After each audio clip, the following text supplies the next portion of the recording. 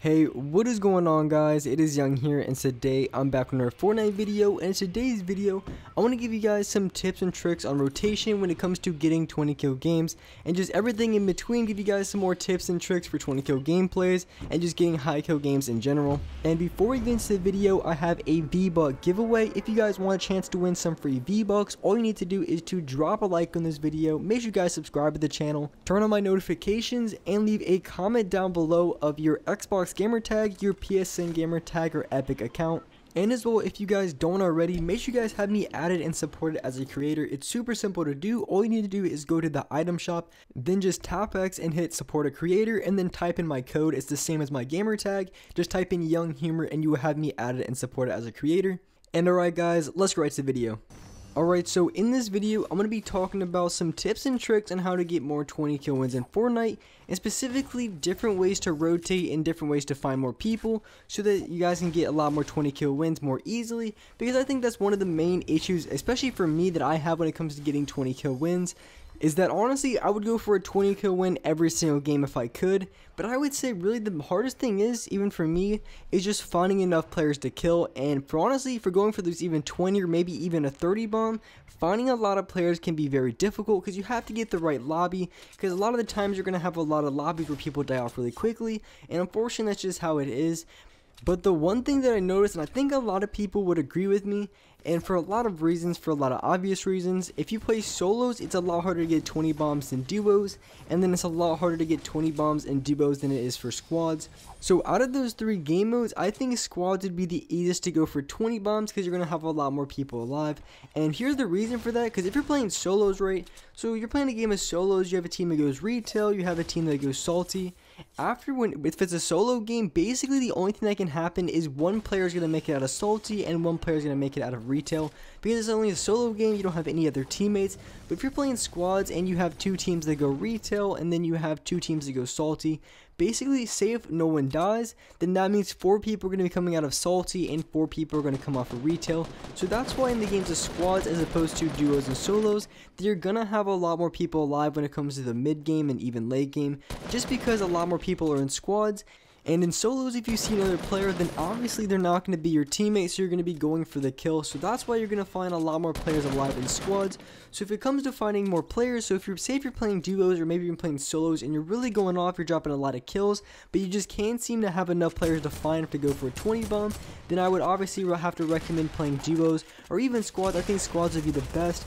But you really have to take that with a grain of salt, just because in squads you're going to be fighting 1v4s. If you're going for solo squads, I would recommend duo squads, so at least you have a teammate, so if you're getting rushed up by a bunch of sweaty players, at least you have somewhat of a chance to outgun them. But if you're going in a solo versus squad game mode, it's going to be very difficult, especially if you're going against really good players or even just average players or players who spam a ton. Because if you're going against a team that has RPG, 12 rockets, and you have another player with a deagle, it's going to be very difficult to go for a kill on the entire squad, just because of the amount of spam, and it's going to be very difficult to get shots off.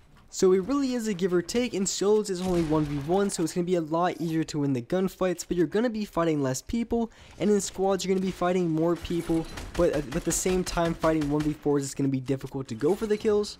But to be honest, in a lot of squad games, I'm not even running into 1v4s. A lot of times you can get into third parties, and as well, a lot of players that I run into are running, 1v2, because their teammates, as a lot of the players you're going to be running into, all of them are not going to be making off spawn unless they're landing like Lonely Lodge or Snobby Shores, and they're just getting max materials and max shield. And by that case anyway, you probably won't be even running into them very much, especially if you're going for those hot drops at Tilted or Retail, because those players are not going to be playing very aggressive. So those are the type of players you're not going to be running into a ton in squads. Well, really until the late game, because in the late game, that's where you're going to see everyone in the lobby come out. But in the early game, you're not going to be finding a lot of players with max HP, max shields, and max materials. So now that I talked about which game mode you're going to be finding the most amount of people, I'm going to tell you guys exactly what to do when it comes to finding these players. And honestly, the only true drops you really want to go to when it goes for going for those maximum high kill gameplays is, I would say, Tilted or Retail. Those two spots are going to be your go-to if you want to go for kills. And maybe you might be able to pull off a salty drop, but other than that, other places around the map aren't going to be very good for going for kills. So Tilted Towers is my favorite place to go. I go there pretty much every single game. And from Tilted Towers, it doesn't even matter if you go Tilted Towers or Retail Row. The rotations are pretty much the same. So you want to get those initial kills at the beginning, try to walk away with 4 or 5 kills. That's going to give you guys the best chance to get that 20 kill game. Or if you really pop off and you go for like 8 or 9 kills in the beginning, it's going to be very easy to find players for that 20 kill game, because if you're playing a squad game, more times than not right at the beginning. So after you clear out Retail, after you clear out Tilted, a lot of the times you're going to be having at least 30 or 40 people left. And if you already have 9 kills, and just having 9 kills with 30 or 40 people left is really going to set you up pretty easily for a 20 kill game. And it doesn't mean it's going to be very easy to get all the kills, but at least you have a pretty good chance because you're going to be able to find that amount of players. So when it actually comes to finding that amount of players, you have to have good rotations and be very good at predicting where other players are going to be coming from. So I'm going to be telling you guys my rotation when it comes from Tilted Towers and when it comes from Retail Row, because those really are the 2 best places to land at when it comes to going for those maximum amount of kill gameplays. So when I go to Tilted Towers, say I get 6 or 7 kills, so I'm pretty set up nicely for a 20 kill gameplay. The first thing that I'm going to do is I'm going to either go Loot Lake or I'm going to go to the plain area by Dusty. And the reason why I go over to the plain area, because there's a lot of people who go there because right where the plain location is, and it's kind of in the middle of the map as well. So you're going to have a lot of traffic going in and out of there, and the fastest way to get there is by the quad crasher. And it kind of sucks they reduce the amount of times that it spawns, so sometimes you can get really unlucky and not have it spawn. But I basically, for the location of the quad crasher, you can either get it on top of the hill, kind of where Shifty's at, and then there's another hill towards the soccer fields where you can also find quad crashers. And then from there, what I do is I build up a few ramps, and then I do the thing where I hold up the quad crasher so I can fly it all the way from Tilted Towers to the Dusty Divot. Or if the zone's even further and I don't see anybody there, then I can go as far as even Retail, or I can move it over to Salty depending on if there's anybody there or not.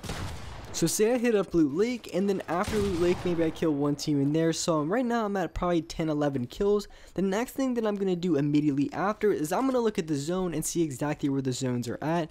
Just because at this point the zone is probably be coming in, or at least be close or just finished up. So a lot of people are going to be around the edges of the zone, so that's going to be the first place that I'm going to be looking at immediately after coming out of Tilted Towers and clearing out Dusty Divot or at Loot Lake. So after Loot Lake, I check where the zone is, and more times than not, if I really don't have the best of zone and maybe the circles are kind of far, the best thing that I can do is really just head over to Dusty Divot, because that's going to be the middle of the map. And in a game like Squads, there's going to be a lot of traffic and a lot of people pushing it time after time. And then of course, after I head over there, which I did in this gameplay, I got quite a few kills coming up from Dusty Divot. There was like 2 or 3 teams that rushed there, so I came out with quite a few kills. And then of course after I had to go to the zone, but normally after I clear out those kind of areas, I would head over to Salty or Retail, just kind of check it out, see if there's anybody left coming out of there. And a lot of the times you're gonna have at least 1 team or at least a player or 2, coming from that location. And even if no one's there, a lot of the times you can find players along the way. And that's just where we're going to pick up a ton of in-between kills. It's just rotating from area to area, and then in between you're going to find a lot of players, especially in a game like here where Season 7 there's a lot of planes. You're going to have a huge height advantage, and you're going to be able to see a lot of the map at one time. But after you visit those 3 locations, honestly the best thing you can do after is just see where the zone is and then play the edge of the circle, because you're going to be finding a lot of people at the edge of the circle, and as well you're going to find them a lot in the populated areas, so like Pleasant Park, Salty, Retail Row, Tilted Towers. But Tilted Towers can be a difficult one because there is a lot of buildings, so if there is a team in there and they're in one of the buildings, it can be kind of hard to see and very hard to fish out. But now for the retail side, so if you're going Retail Row, it's also another really good location to land at. And after I clear out Retail Row, there's 2 options I can go for. I'm going to go for either the rifts next to, I think it is the racetracks, and there also is going to be a plane a little bit towards Salty. It's kind of one of those abandoned houses or those summer homes. I'm not sure exactly what they're called, but there is going to be a plane location there. But it's not going to spawn every single time because of the recent updates in Fortnite. The planes don't spawn every single time, so it can be kind of a 50-50 when it comes to actually finding a plane there. So I would just probably go for the rifts. And then after I go for the rifts, you can either hit Dusty or you can hit Salty. And normally I like to hit Salty, but at the same time Dusty wouldn't be too bad of an idea either, because like I said, Dusty Divot is in the middle of the map and you're going to be fighting a lot of traffic and a lot of players around there. And then after that, you just really want to play the zone. Maybe you could head back over to Retail depending on the zone if you think that another team has rotated in, or maybe you can even hit Salty again if you haven't already. And of course, in that in-game, it's not going to be very difficult to find the players, but they are going to be a little bit harder because most of the time they're going to have a lot of mats, a lot of shield. So in that in-game, it's not too hard to find the players, but they're a lot harder to kill in my opinion. And with that being said, that's my wrap up for this video. Hope you guys enjoyed this video, hope you guys liked it, and if you guys could, drop a like on this video, make sure you guys subscribe to the channel if you haven't already, turn on my notifications to be notified for every single new video, and alright guys, I'll see you next video.